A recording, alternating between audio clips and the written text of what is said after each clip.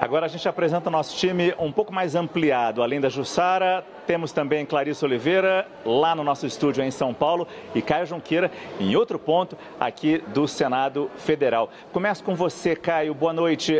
A gente está vendo Hugo Mota, 35 anos e tanto poder. Como isso se traduz numa casa como a Câmara dos Deputados em termos de influência, em termos de negociações, mesmo que ele não tenha tido o número recorde de votos, como tantos aqui em Brasília esperavam? Bom, boa noite, Márcio, Jussara, boa noite, Clarissa, boa noite a todos. Márcio, acho que o discurso dele ajuda a gente a entender para onde ele deve dar o rumo da gestão na Câmara dos Deputados. Eu dividiria ali basicamente o discurso em três. Teve a primeira parte, muito importante, que ele defende a estabilidade econômica, ele defende a responsabilidade fiscal em um momento em que o governo Lula é justamente criticado pelo expansionismo fiscal, por gastar mais do que arrecada, pelo crescimento da inflação, principalmente da inflação de alimentos. Então ali ele acena a esse público, né, tanto interno quanto externo, principalmente a sociedade brasileira, que vem sentindo do bolso o peso da inflação e vem notando um governo com um expansionismo fiscal muito acelerado. Um segundo bloco, aí sim, ele faz um aceno, vamos dizer assim, à esquerda, né? Ele defende ali, por exemplo, ele critica conspirações golpistas, ele critica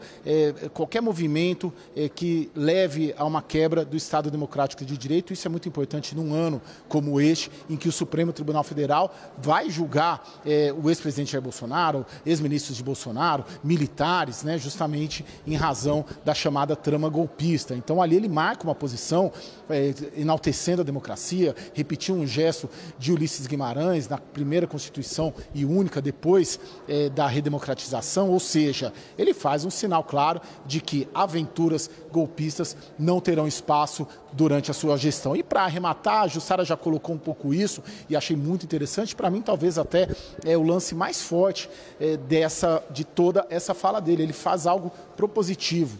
Ele propõe, em meio que a gente tem chamado de guerra das emendas, ele propõe uma solução, transparência total, não só para as emendas parlamentares do Congresso Nacional, mas também para o Judiciário e também para o Palácio do Planalto. Por quê? Porque o Congresso Nacional enxerga, e muitos setores da sociedade enxergam, uma aliança política entre o governo Lula e o Supremo Tribunal Federal para fustigar o Congresso Nacional, para retirar poderes do Congresso Nacional.